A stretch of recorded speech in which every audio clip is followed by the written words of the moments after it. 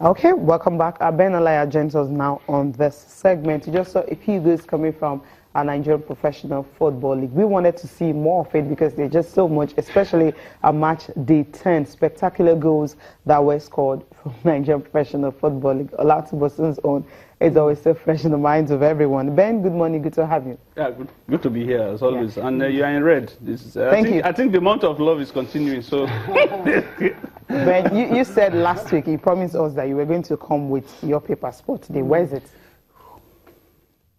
You're the editor in chief. They are putting me on the edge. So next week, you're obviously going to bring it. You put me on the yes, I'll bring it. Okay. But I don't go to the office before coming here. I come from my house direct. Straight up. No more next excuses, time. Ben. No more excuses. No more excuses. So we need to have it because we don't know what your headline is today. Because yesterday, Ahmad was in the country. I mean, you were there. So tell us what happened.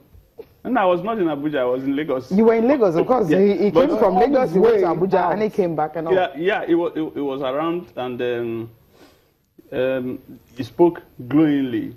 You know, he speaks more of Portuguese than English. You know, yeah. And what he said that caught my attention is that it's not going to be business as usual if he gets elected by March 16. I mean, we are talking of about 2 weeks from now exactly. When the elections will hold in Addis Ababa, Ethiopia. He said things get to change. It's not going to be a one-man show. It's not going to be a mafia. And that Nigerians will be carried along in everything. Especially that Nigeria is too big a country to be, isolated when huge decisions concerning African football are being taken. And therefore, that is going to ensure that Nigerians are in all spheres. Even from his English, that is not too possible. Yes, but it was spot on. It was very clear. And yes, and the president of Nigerian Football Federation was also there to see him off, and he also spoke. He said, "Look, if I'm going to do anything, I'm a president of a football federation in Madagascar, and Nigeria is." Every one of them who is there is the president of the federation on the executive committee, and therefore is going to be working together to redefine African football and put it on the perspective of transparency. Transparency. That there must be what money comes to Africa. How do we spend it? Who gets what? Which are the big playing nations of football in Africa? How much do they get? How much don't they get? How is it spent? I mean, is it spent? I mean, those are the issues that captured my attention, really, when I saw the first time I was seeing him man to man. And I feel that if he wins, it's a win-win situation for Nigeria, whether he wins or Hayatu wins. We don't have to take sides here. But obviously you have to vote for someone, and it looks like Nigeria is going to vote for Ahmad. I mean, not like that's who they are. That's what they vote. I mean, things can happen. It appears things can happen. One of the arguments last week, prior to this, when top Nigerians, heavyweight Nigerian football administrators, starting from General Neya down to with CAF and FIFA, when they met, one of the reasons they said was that Ahmad has not even visited Nigeria. But now he has visited, and he met the minister, he met the Senate president, and so he's here to say, look, you are a bigger country. Madagascar is, I'm not sure it's bigger than Ikorodu, in terms of population and otherwise. It's an island. So the man has come here to say, I pledge my loyalty to this country. Okay. That to me is humility.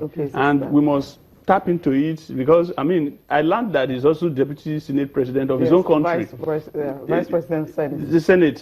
Former minister also, two-time minister in the country also. So he's a politician and also a football administrator. I love that. So let's talk about in Saudi Arabia, from the IOC down to the Football Federation, they are being managed by princes.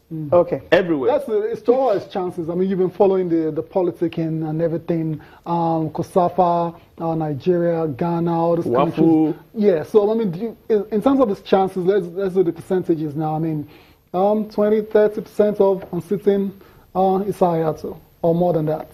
60% of on-sitting Hayatou. 60% of on-sitting Hayatou. 60%. Wow. Okay, should if Hayatou come to Nigeria for visit, will he change that? Will he change it? No, should he come to Nigeria, for instance? I mean, he's gone to some other African countries, kind of campaign. It's the first time he's actually doing that. It's like his jittery, for him to be able to leave Cameroon and start, kind of soliciting for votes. I think he's a bit worried. I think he's a bit worried. Now, should he if he comes to Nigeria?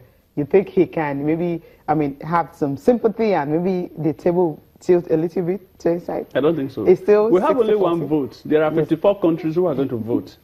And some regions have already taken their position. They've made their opinion known and block. And so it's going to be, out of 54, how many do you need? You need 27 votes. 27, 28 to win. And I think that going by today's calculation and permutation, I think Ahmad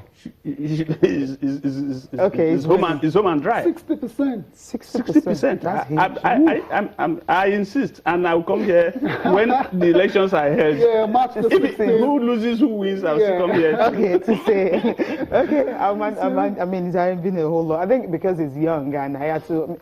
I think maybe one thing he should do, he should change the rule back to the way it used to be. That once you're 70, you can no longer contest. Absolutely. That I'll be very happy. The term also should be reduced to 3 times. The health of Hayatou is also not very good for African football. I was listening to Dr. Amos Adamu today when he was responding to why he was suspended or banned for another 2 years by FIFA. And he said that it's a cabal or mafia, that's the word he used.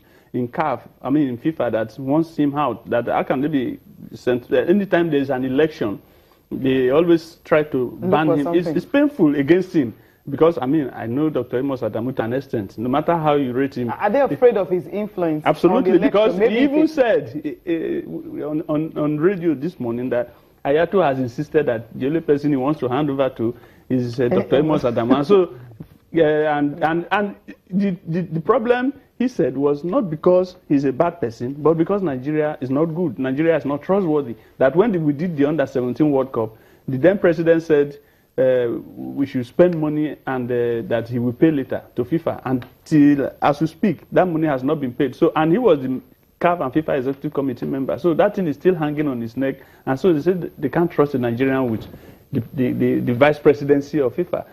So it's very bad. Okay, CAF is an election, not a selection, so he can't select who it's going to hand over to. Maybe it's time for him to go. Now, you never can tell. No, before we go to the NFL, Cecilia, the MLS is starting this week. What's up? Okay, yeah, MLS is starting this week. You have some new teams actually coming in. Atlanta United and all that.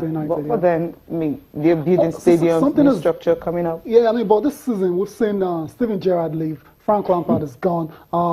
Didier Drogba has left Montreal, in Canada. And so all those star players leaving, and there really no marquee signings in the MLS this season. You wonder if that's going to affect the visibility of that particular league. Yeah, that's why they're going to South America to actually pick some South younger America, players. Right? Yeah, but they're not star. Younger players. But you still have Kaká there. Okay, David Villa. And David De Gea is David Villa is also there. So these star players definitely. And the former Barcelona coach, Tata Martinez. So not too bad, right? Not too bad, right? Okay. We'll just listen to these players and coaches, how ready they are for the new season, especially with some of them building new stadiums.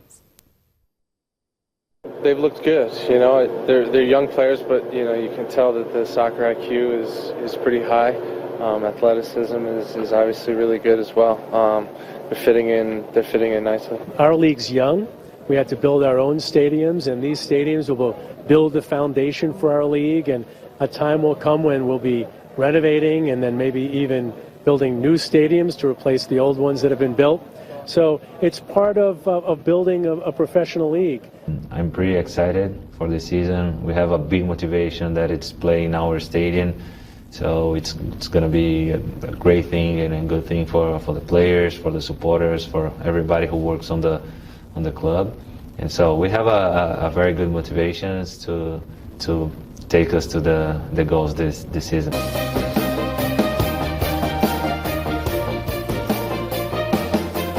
Infrastructure being built there. Atlanta United, Minnesota United, the two clubs have actually joined this season. MLS did not have 22 clubs. Nice. Interesting. Development continues. Continues. Okay.